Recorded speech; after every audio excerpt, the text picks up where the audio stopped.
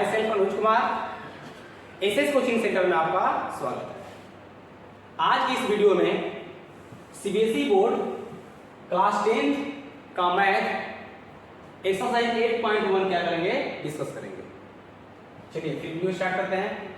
8.1 का पहला क्वेश्चन है, फर्स्ट क्वेश्चन है, in triangle ABC right angle at B. Right angle क्या है, बी है। AB equal to 24 centimetre, BC equal to 7 centimetre. तो डिटरमाइन करना है आपको sine A cos A sine C cos। तो पहले आप एक राइट एंगल ट्रायंगल बनाओगे, ठीक है। पहले क्या बनाओगे, राइट एंगल ट्रायंगल बनाओगे। एक हम राइट एंगल ट्रायंगल ड्रॉ करते हैं।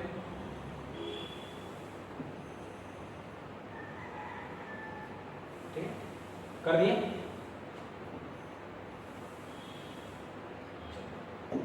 राइट एंगल ट्रायंगल ड्रॉ करने के बाद क्या करोगे आप,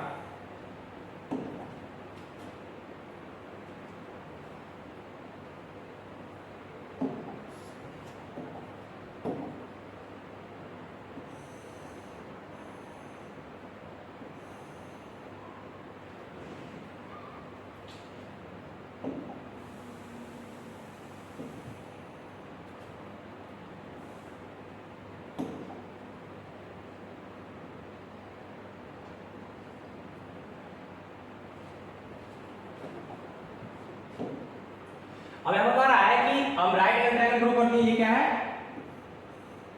90 डिग्री है, राइट एंगल ट्रायंगल है।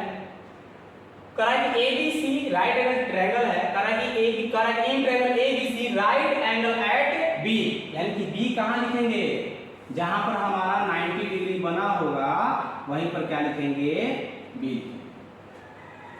अब हमारे पास दो और बच गए, A और C। तो यहां A डाल देंगे और यहां क्या डालेंगे, C डालेंगे। ये यानी ध्यान रखिएगा कि अगर जिस पॉइंट को, जैसे बी पॉइंट को बोल रहा है कि राइट एंगल ट्रायंगल क्या है, बी है, तो हम राइट एंगल यानी कि 90 डिग्री के प्लेस पर क्या लिखेंगे, जहां 90 डिग्री बनेगा वहां पर हम बी लिखेंगे, क्योंकि यहां पर बोल रहा है राइट एंगल एट बी। चलिए इसके बाद ए यहां दे दिए और सी क्या कर दिए, वहां दे दिए। अब आगे बढ़ रहा है कि AB 24, यहां लिखेंगे AB क्या है, 24 सेंटीमीटर।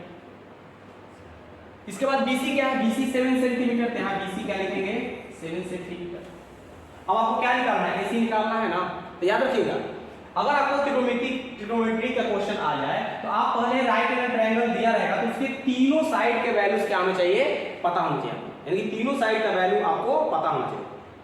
तो हमारा थर्ड साइड बच रहा है ना, AC जो है, हाइपोटेनस जो है, उसका वैल्यू हमको पता करना है ना कि हाइपोटेनस का वैल्यू क्या होगा। अब यहाँ पर क्या लिखेंगे, अब सॉल्यूशन में अगर करेंगे तो हमारा जो गिवन वैल्यू दिया है, गिवन क्या दिया है, AB दिया है। क्या लिखेंगे, AB इक्वल टू क्या, 24 सेंटीमीटर। BC इक्वल टू क्या बाबू, 7 सेंटीमीटर। लेकिन हमको AC पता नहीं है, AC equal to what, AC पता नहीं है। AC को क्या करना है, निकालना है। अब एक आता है हमारा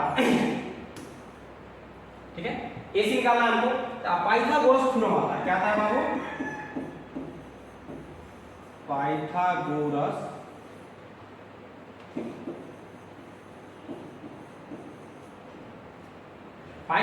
थ्योरम से हम क्या करेंगे, लिखेंगे कि AC का स्क्वायर, यानी कि जो हमारे सबसे बड़े साइड होते हैं, लॉन्ग साइड, तो लॉन्ग साइड का स्क्वायर यानी हाइपोटेनस के स्क्वायर इक्वल टू होता है परपेंडिकुलर। क्या है, परपेंडिकुलर क्या स्क्वायर प्लस बेस क्या है, 7 है ना, 7 है क्या है, BC का। ये हमारा क्या है, पाइथागोरस थ्योरम है।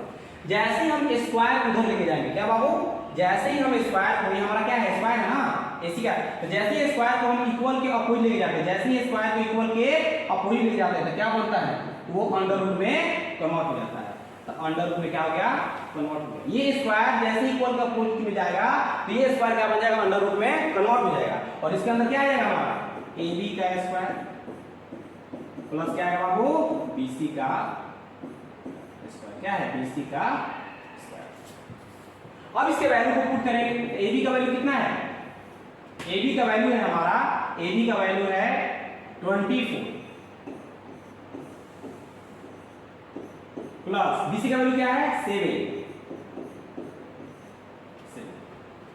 ठीक है। AB का वैल्यू 24 और BC का वैल्यू क्या है 7। तो हम आगे लिखेंगे यहां पर हमारा हो जाएगा AC equal to under root में 24 का जब स्क्वायर करेंगे तो 576 प्लस यही 7 का स्क्वायर करेंगे तो क्या आएगा 49 इक्वल 576 प्लस 49 करेंगे हमारा 625। 625 को हम लिख सकते हैं दो पार्ट में, अगर 25 मल्टीप्लाई क्या लिख सकते हैं 25 लिख सकते हैं।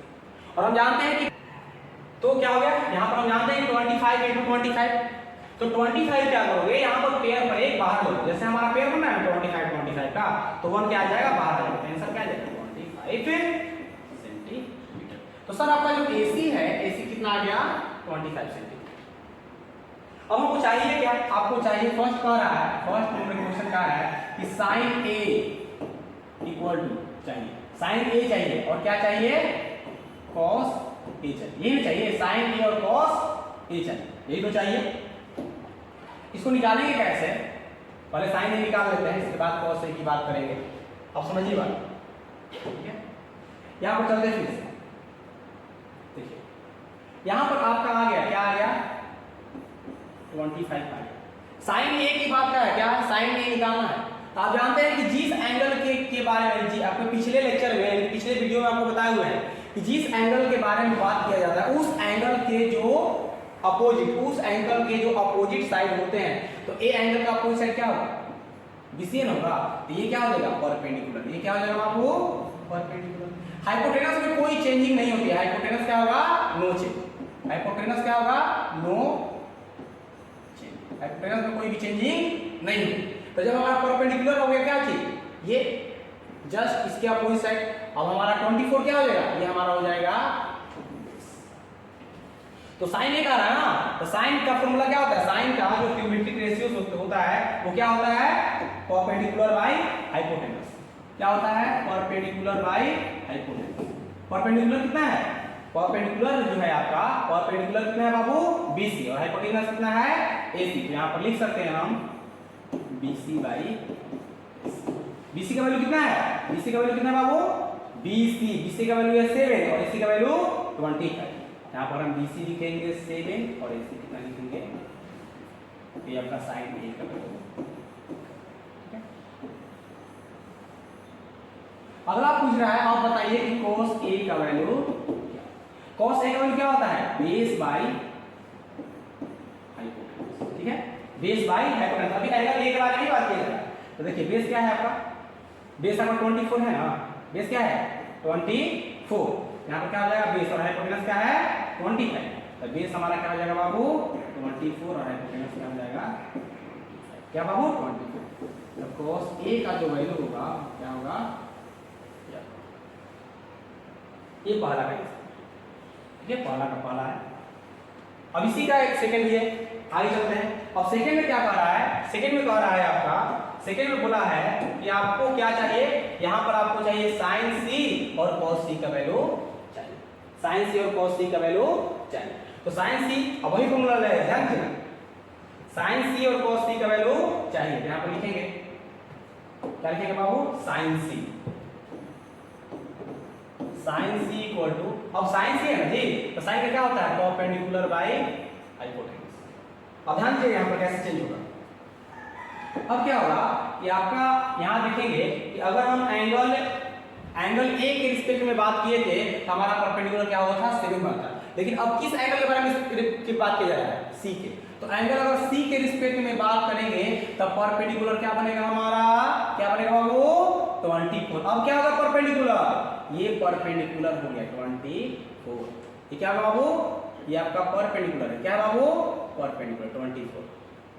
इसके बाद में ये परपेंडिकुलर हाइपोटेनस में क्या होता है कोई भी चेंजिंग नहीं होती है, तो बेस क्या बना, बेस आपका क्या होगा, अब ये 7 सेंटीमीटर क्या होगा 7 सेंटीमीटर क्या बन जाएगा बेस, ठीक है। जब हम एंगल C के रिस्पेक्ट में बात करेंगे तो sin C क्या होगा परपेंडिकुलर बाय क्या होगा हाइपोटेनस, तो परपेंडिकुलर हमारा 24 और हाइपोटेनस क्या होगा 25, तो हमारा आंसर जो निकल के आएगा हम लिख देंगे आगे कि 24/25। क्या बाबू? साइन सी। अगला हमको चाहिए क्या? cos c। तो cos c का वैल्यू क्या होता है? बेस बाई क्या चीज? हाइपोटेनस। अब देखिए बेस क्या है, ठीक है, तो हम sin c के रिस्पेक्ट में बात किए थे, तो बेस हमारा क्या 7 निकला था, तो बेस हमारा क्या होगा? 7 और हाइपोटेनस क्या होगा? 25। तो हम लिख सकते हैं कि cos c equal to base क्या है? बेस क्या है? 7 है ना, बेस आपका क्या है? 7 है। बेस क्या है देख लेते हैं एक बार। बेस क्या है बाबू? बेस आपका है 7, ठीक है ना, 7/25 आंसर होगा। 7/25 क्या लिखेंगे काची बाबू? 7/25। ये क्या हो गया? cos। ये आपका आंसर निकल के आता है, ठीक है। इसको अब क्या कीजिएगा, ठीक है, ये आपका निकल गया cos c, ये हो गया sin c, ठीक है। एक बार फिर से देख लीजिए,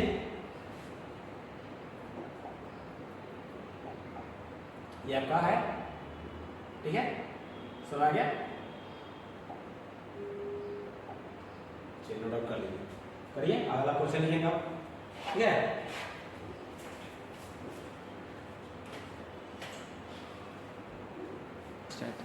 सेकंड क्वेश्चन है आपका in figure 8.13 find tan p minus cot r। आपको tan p minus cot r का वैल्यू क्या करना है? फाइंड करना है। इसमें करो क्या, ध्यान दीजिएगा, यहाँ पर ये फिगर दिया हुआ आपके बुक में कह रहा है कि tan p चाहिए और cot r का वैल्यू चाहिए। फिर से बता देना चाहते हैं कि आप जब तक से आप ट्रायंगल के तीनों साइड का मेजरमेंट आपको पता नहीं होगा, आपको तीनों साइड का मेजरमेंट चाहिए। तीनों साइड का मेजरमेंट आपको पता होगा तभी आप आगे जो भी निकालूंगा आप निकालोगे। तो चलते हैं गिवन वैल्यू लिखते हैं सॉल्यूशन के। क्या है? इन ट्रायंगल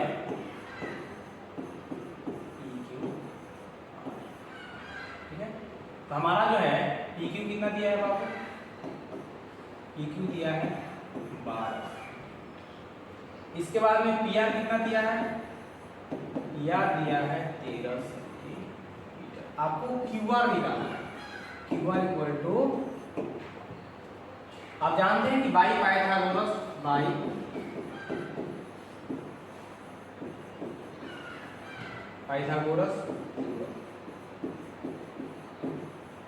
पाइथागोरस थ्योरम से क्या हो जाएगा? आप पता है कि PR का स्क्वायर यानी हाइपोटेनस के स्क्वायर इक्वल टू परपेंडिकुलर के स्क्वायर, ठीक है, परपेंडिकुलर का स्क्वायर और प्लस क्या हो जाएगा बाबू? बेस का स्क्वायर। आपका हाइपोटेनस क्या है? 13, यानी लिखेंगे 13 का स्क्वायर इक्वल टू क्या हुआ वो? कितना हो जाएगा? 12 का स्क्वायर और प्लस क्या होगा? QR का। आगे अगर सॉल्व करेंगे इसको हमारा बनेगा, यानी हम लिख सकते हैं 13 का स्क्वायर कितना होगा? 13 का स्क्वायर कितना होगा? 13 का स्क्वायर होगा 169 इक्वल टू 12 का 144 माइनस, अब इसका कोई वैल्यू नहीं है, याद आएंगे QR का स्क्वायर, ठीक है। अब क्या करोगे आप कि इसको उधर लेके जाओगे, देखिए क्या है? प्लस है ना, प्लस क्या जाएगा बाबू? QR का स्क्वायर। तो ये देखिए 144 क्या है? प्लस में है ना, और जब ये 144 इक्वल के अपोजिट आएगा क्या होगा? माइनस होगा, तो लिखेंगे 169 और माइनस 144 इक्वल टू क्या हो जाएगा बाबू? QR का स्क्वायर, राइट है 25। तो 25 इक्वल क्या हो जाएगा बाबू? QR का स्क्वायर। अब स्क्वायर उधर लेके जाइए, हम लिख सकते हैं 25 का अंडर रूट इक्वल क्या होगा? QR होगा ना, हमारा QR और क्या हो जाएगा?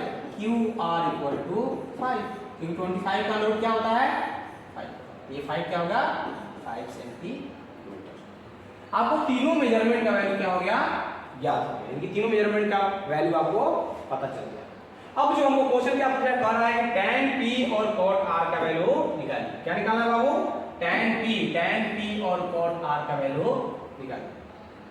यहां पर लिखेंगे tan P, नाउ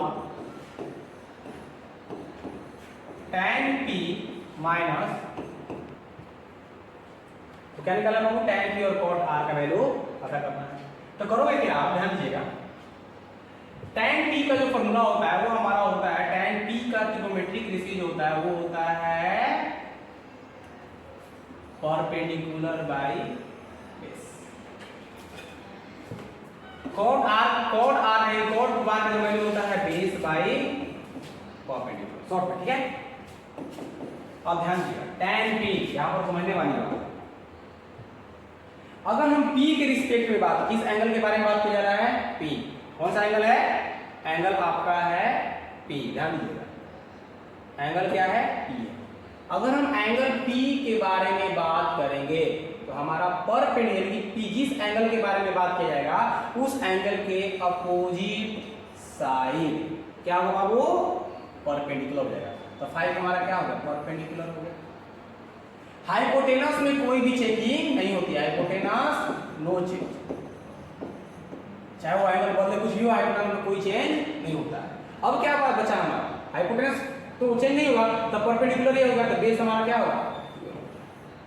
अगर हम एंगल p के रिस्पेक्ट में बात करेंगे तो हमारा tan p क्या निकल के आएगा, ये रफ है, tan p निकल करके आएगा आपका क्या, tan p आपका हो जाएगा, और क्या होता है tan p का, परपेंडिकुलर बाई बेस ना, तो परपेंडिकुलर क्या है, 5, क्या है, QR बाई p, तो क्या हो जाएगा 5 बाई, ये हो tan p का 5 बाई 12। तो आप लिखेंगे tan p इक्वल टू क्या हो जाएगा बाबू, ध्यान दीजिएगा, क्या बाबू, QR बाई PQ, यहाँ क्या लिखेंगे, QR बाई PQ माइनस, तब इसका वैल्यू क्या हो जाएगा QR का, यानी कि 5 बाई, एक चार्ट दूसरा इसको समझेंगे, cot r को समझेंगे। अब देखिए ध्यान समझिए, अब एंगल r के रिस्पेक्ट में बात किया जा रहा है, किसके रिस्पेक्ट में बात किया जा रहा है, r। अगर आपका एंगल r के रिस्पेक्ट में बात करेगा, ठीक है, तो अब आपका जो परपेंडिकुलर होगा वो क्या हो जाएगा, ये देखिए परपेंडिकुलर, r के रिस्पेक्ट में बात करेंगे तब परपेंडिकुलर ये, अब 12 क्या बनेगा, परपेंडिकुलर। हाइपोटेनस में कोई भी चेंजिंग नहीं होती है। अब तो हमारा क्या हुआ, बेस आपका जो बनेगा वो क्या बनेगा, 5 बनेगा। यानी कि अगर हम tan बोलेंगे कि बाबू cot r लिखिए, आप लिखिएगा, क्या लिखिएगा, cot r क्या होता है, बेस बाई परपेंडिकुलर। तो बेस आपका क्या है, QR ना, बेस क्या है, QR, और परपेंडिकुलर क्या है, PQ। यहाँ पर लिखेंगे, क्या लिखेंगे बाबू, बेस क्या है, QR बाई, QR का वैल्यू कितना है, 5, और P का वैल्यू कितना है, 12। अब इसका एलसीएम ले लीजिए, 12 होगा, यहाँ क्या होगा, 5 माइनस 12 से 5 में डिवाइड करेंगे 1 बन जाएगा, 1 टाइम्स से 5 में मल्टीप्लाई करेंगे तो 5 आएगा, ये भी वही काम आएगा। तो क्या आ गया आपका 0 बाई, यानी कि अब अगर हम कहेंगे बाबू बताइए तो tan p minus cot r का वैल्यू क्या है, तो बोलिएगा 0, क्या है बाबू, क्या बोलिएगा आप, बोलिएगा 0, क्या है 0। यहाँ पर क्या लिख देंगे आपका 0 का आंसर क्या हो गया, इसको लिख लीजिए, देखिए इसको लिख लीजिए,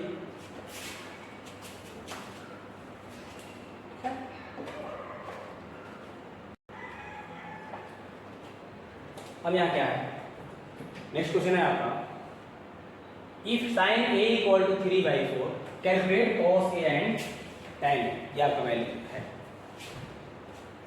तो हमारा जो है यहाँ पर अगर हम सल्व की ओर चलेंगे,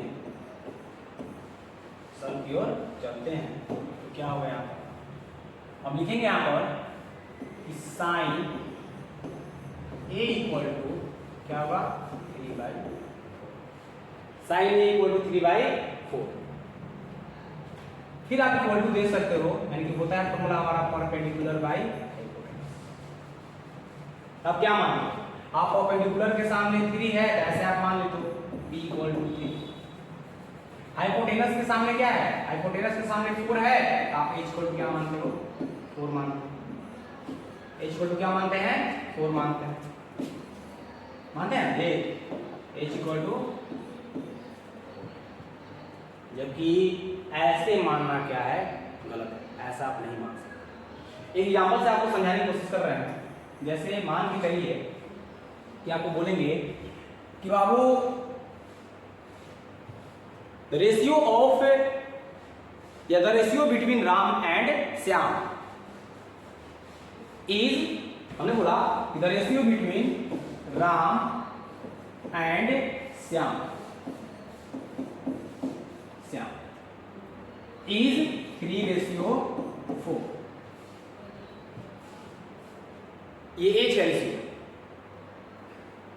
the ratio of age between Ram and Shyam is 3:4। अगर ये एज का जो राम एंड श्याम के जो एज का जो रेशियो है 3:4 है, तो क्या हम राम का एज ऑफ राम मान सकते हैं 3 और एज ऑफ श्याम मान सकते हैं 4? नहीं मान सकते। यानी कि रेशियो इससे यही निकलता है कि रेशियो में जो भी वैल्यू दिए रहते हैं वो किसी भी शख्स का या किसी भी चीज का वो एग्जैक्ट वैल्यू नहीं होता।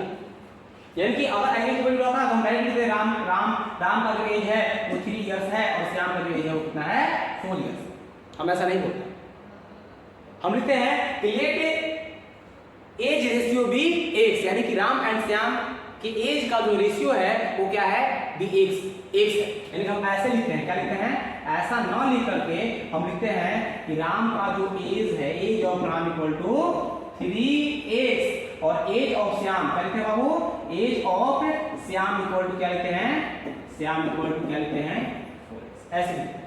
फिर आगे इसका वैल्यू जो भी निकलता है उसको निकाल के इसमें पुट करते हैं, हमारा राम का एग्जैक्ट वैल्यू और श्याम का एग्जैक्ट वैल्यू निकलता है। यानी कि राम का जो एग्जैक्ट एज का जो वैल्यू है वो निकलता है और श्याम का जो एग्जैक्ट एज का वैल्यू है वो निकलता है। जब इसको आप ऐसे नहीं लिखते हो, जब ये आपका क्या है, ये लिखना आपका रॉन्ग है, तो ये लिखना आपका राइट कैसे हो सकता है, ये लिखना आपका राइट कैसे हो सकता है, ऐसे राइट होगा नहीं होगा। हम इसी को आप देखिए ये 3/4 है, लिख सकते हो 3:4 ऐसे ही है, मान के चलिए इसी को ऐसे लिख सकते हैं, कोई दिक्कत नहीं है। तो जब राम एंड श्याम के एज हमारा 3:4 है तो राम का एज हम 3 इयर्स, श्याम का एज हम 4 इयर्स जब हम नहीं मान सकते, इसको मानेंगे नहीं मानना, वैसे लिखते हैं लेट रेशियो bx, तो राम का एज कितना हो जाएगा 3x और श्याम का एज कितना हो जाएगा 4x। ये सही है, तब इसको कैसे ऐसे सही मान के बनाते हैं, नहीं बनता, ऐसे नहीं बना सकते। यहाँ पर भी आपको क्या करना पड़ेगा, यहाँ पर भी आपको रेशियो जो दिए हैं यहाँ पर भी कोई कांस्टेंट वैल्यू को मानना पड़ेगा आपको। ठीक है, x क्या है यहाँ पर कांस्टेंट वैल्यू है, जहाँ पर दोनों में सेम, अगर x का 2 आएगा यहाँ पे 2 यहाँ पे 2 पुट करेंगे, तो यहाँ पर भी आपको कांस्टेंट वैल्यू कुछ ना कुछ मानना पड़ेगा।